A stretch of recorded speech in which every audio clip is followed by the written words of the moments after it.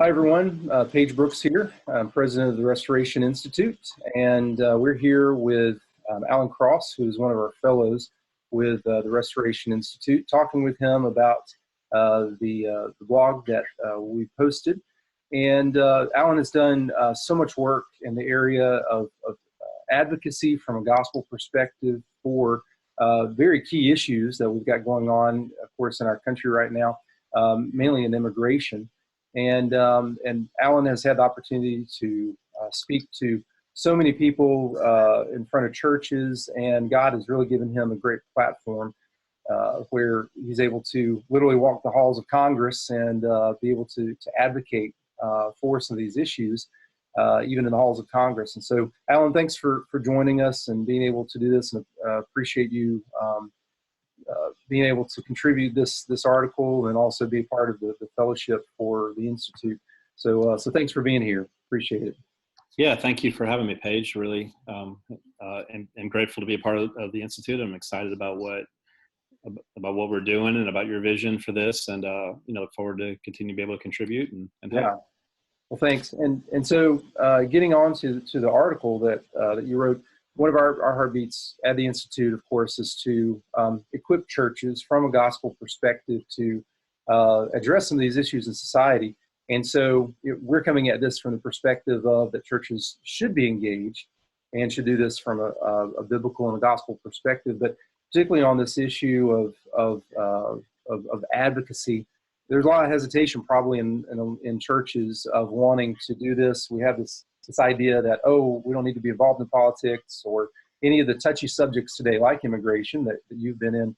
We don't want to touch it. So tell me about what you're advocating here on advocacy in your article, and especially from a biblical perspective. How do we ground that, and how do we make it a part of our Christian mission? Right. Yeah, I hear a lot of people say that, well, we don't want to be political, and that can be divisive. And, I respond to that by saying, well, we already are political. I mean, all that politics is, it comes from the Greek word polis, which is where we get the city from, and it's how we organize life together. So if you get into your car with three friends and the four of you try to decide where are you going to go eat tonight, you're engaging in politics because you're trying to figure out, okay, here's a suggestion. Somebody else kind of co-signs onto the suggestion. There's a rebuttal. There's a different view. The other person maybe takes the other view. You have a discussion. You put forward the pros and cons, and then finally you come to a decision. And maybe it's not unanimous, but the people who don't get what they want, they agree. Okay, well, we'll go along with what you say, and next time we'll probably go where I want to go. I mean, that happens every day in human interaction. We do it in church. We do it in family. We do it in marriage. We do it in life. And all that politics is taking that interaction and making it, bigger with a lot of other groups and competing interests. And so I used to say that too, especially when I was pastoring. Well, I don't want to get involved in politics. And I didn't realize what an opportunity I was missing to speak gospel truth into the public sphere, and how wide open the door was to talk with, city leaders, from the mayor to city councilman, chief of police, be able to represent people in my neighborhood, to my congressmen, to senators, all the way up the line. And how, this is America, and the door is really much more open than we think. We, so many of us will complain on Facebook and, Twitter and personal conversations and all of those things, not realizing that we could actually pick up the phone, and we could also, call our congressmen and express to them, our views, and even go visit, and that we would be able to do that, So, once I realized this and started doing it, I wasn't advocating for myself. I began to speak on behalf of immigrants and refugees. Our church that I pastor, we started a Hispanic church, and we started a Korean church, and there were a lot of immigrants that we became aware of coming into Montgomery, where I lived and pastored, and I just became aware of the plight of immigrants and the plight of refugees, and had an opportunity to work with the Evangelical Immigration Table and a program called Bibles, Badges, and Business for Immigration Reform, and I was asked to be the Southeast director of that program, and work in the Southeast with the EIT, and so that gave me a platform, and I really had to kind of get up to speed. But my whole goal in this was to help churches engage with in ministry and speak on behalf of immigrants, and it's been a really powerful experience to be able to take what the Bible says, and the Bible says a lot about God's heart for the sojourner. It's all throughout Scripture, and then be able to take that and then talk about how people are treated, and how we care for the vulnerable and people who are coming to us, and first what churches do in ministry, and then take that and then speak to our elected leaders as well on their behalf. And when you look throughout a lot of the books, especially I'd say like what we call the minor prophet books in the Old Testament, there's so much there about God instructing the Israelites to address the injustice that they see that's going on around them, not just within the nation of Israel, but with other nations as well. And sometimes, even though in the New Testament we get so focused just on salvation, when you look at the entire story that God lays out for us in the Bible, you see where advocating for justice from a biblical perspective is just as much a part of our witness and our mission, and is one of the tools that God gives us for advocating for the gospel itself. Right. And I think that's one of the great things that you've been able to do. In the article, you kind of give a nice outline, an acronym from Proverbs. Tell us about that and your heart behind it.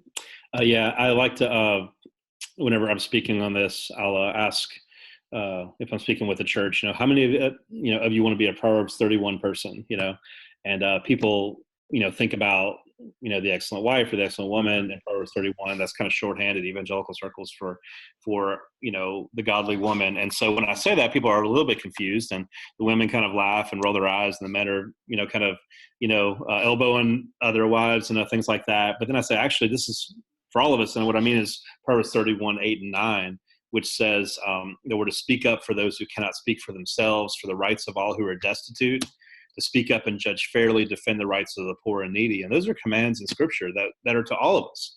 It's amazing to me how we go straight to, starting in verse 10, focusing on how women should act, and we totally are like unaware of verses 8 and 9 because we just go straight to our little section. So right. I was reading over this one day, and I thought, well, this is really what I'm doing. Like, this is what God's calling me to do, to speak up for those who cannot speak for themselves. And I was just thinking about, how do we do that? And I think my wife was actually driving. We were on a trip somewhere, and I'm sitting over in the passenger seat studying and reading, like I'll do, and just kind of I put my head back and was thinking in this acronym. I've been a Baptist preacher for a long time. I never use acronyms. I can't stand it. It's like no one ever remembers it. So this is like my only acronym I've ever used in my whole life. But I use the word speak, and S is for see. See the immigrants and refugees and really the vulnerable. I mean, you can apply this to any group, so it isn't just immigrants. But for me, I've been using it with immigration ministry. But to see the immigrants and refugees in your midst, lots of times we bypass them. We can walk right past them in the grocery store, or at the DMV or our kids' school, and we don't even notice that there are people all around us from other countries, that God has brought to us. So first of all, see and really pray that your eyes will be open. But then P is to pray for them. So you see these people, and then you pray for these people. And you ask God to help you build relationships and to be aware of what their needs. Maybe you read the news differently. Maybe, once you see them and you see the struggle that they're in, and you start praying for them whenever you see derogatory things being said about immigrants or refugees, maybe you take that differently. I've talked to so many immigrants, and I've asked them, how is the climate in America politically, with all of the things being said about immigrants that are negative? How does that affect you? And and because they know that I work for them, on their behalf, they'll tell me, they'll say, it's devastating. Our children are afraid. We have trouble getting to sleep at night. We're afraid that someone will attack us physically. And what's really interesting is that that's not what they experience in their communities. Like I've asked them, well, have you ever experienced anyone actually being rude to you or ugly to you? And almost all of the immigrants I've spoken to say, no, actually everyone's really nice. And actually people treat us really well. We've never had a bad experience personally, but we see this on the news and it just creates fear. Mm-hmm. So it's like all this stuff comes from the news media and from politicians is actually affecting every immigrant you know. And so one thing that you can do is, if you go to them and if you bless them and encourage them as you're praying for them, it's really well received right now. So there's an immediate open door. So that leads to E, which is to engage with love and good deeds in the gospel. So you see them, you pray for them, and then you begin to engage them. I just walk up to people that I know are from other countries, and I just ask them, where are you from? And we start talking, and I say, I'm so glad you're here. And I just bless people in conversation, like right off the bat. And I've never had anyone do anything other than say, thank you so much, and be really gracious, Yeah, I've had that same experience. In fact, sometimes they're astonished that Yeah. somebody like my skin color would actually come up to them and just say hello or greet them and say, hey, glad you're here, glad to see you. Yeah, and if you think about it, I mean, you and I have both traveled around the world, and we've been in different contexts. And if if a local person, wherever we might have been, would invite us into their home or for a meal, both of us would be so excited for that, Right. and think, hey, this is a great experience. Actually, get out of my hotel or wherever I am and into a home. And so we can do that too. Had something last year for Christmas Eve where we just invited a bunch of internationals to our house, and we had like 25 or 30 people come. We had a family from Mexico. It was the only Christmas these kids had ever had, and so we had presents, and we told the Christmas story. It was like, it's the most amazing Christmas just because we invited people over, so that's engage with love, good deeds, and the gospel. And you're able to share Christ through all of that. And the next thing is advocate. Jesus is called our advocate, right? In 1 John 2:1, he advocates for us. And so, we can be like Jesus as we speak for people. And to be an advocate means you come alongside somebody. What are their struggles? What are they going through? What resources do you have that you can share with them? And that really opens up their heart and their family as well. Like there might be somebody you have a relationship with, but there are family members who don't trust you at all, but they see you sacrificing and advocating for them and like working on their behalf, not just for them, but for their family. And then other people begin to open up. It's really incredible. So advocacy really isn't just about politics or about policy. It's really about coming alongside people and saying, we're going to use what we have to help you. And then the door for the gospel really opens up to that. And not just for the immigrant, but also for unbelievers who recognize that you're doing something different than they would expect, So I've been able to share the gospel with a lot of white Americans who are surprised that I'm doing what I'm doing. And they ask me, why are you doing this? Like, what does this benefit you? I'll say, well, I'm doing this because this is what God does for us. And I'm able to talk about Jesus. I had a conversation last week with a guy who was a lawyer, and he had piercings and, tattoos and all this kind of stuff. But he's a really brilliant guy. We're having this conversation, and I end up just in natural conversation talking about the theology of the cross versus the theology of glory with Martin Luther, and talking about the cross and what Jesus did for us. And then we went on and we kept on going, but it was just so natural to talk about Jesus in the midst of this. And then the last thing is K, so SPEAK, which is keep going. Perseverance is really important because you'll get beat up, you'll get attacked, you'll have family members who won't like you, you'll be thrown out of the camp, so to speak, and you'll have to join Jesus there because that's where he is. But you have to keep going, and you have to persevere, and you have to be resilient. You get knocked down, you get up again, and that's what God enables us to do. So that's the little acronym that I use and that I talked about in the article as kind of a guide for how people can engage in advocacy, gospel-based advocacy. Right. And I think that's especially helpful for members of churches and pastors, other leaders who are wanting to lead their church in this. And certainly this can become just like any other type of outreach from a church. The gospel can get lost in it, I guess is a way to put it. Like, if all we're doing is simply feeding people, you have to make sure that the gospel is being shared, even if it's through the love and the deeds, but there's a plain example of that being shared. Or even if you're, trying to house the homeless. I mean, it's the same thing for advocating for justice like this, that sure, it can be, but we just have so many biblical examples and precepts and commands to do this that a lot of times I think, as you said earlier, we are scared because of the politics that are a part of it. So finally, let me ask you this. If you were given a quick word to a pastor about how they can help lead their church through this, or even a church member, or just simply a Christian, how to be involved or how to become active, what would be your one bit of advice for them? Yeah, probably focus on an issue to begin with, because it's hard to take on every single thing, especially right away. And there's nothing wrong with the church having a focus. Right. I did that when I was a pastor. I think you need to be open to a lot of issues and to see kind of what your congregation brings before you, because there might be a passion in your congregation that you can kind of build on. But start with one thing, and then I would, just like if you're doing a homeless ministry, or you're feeding people.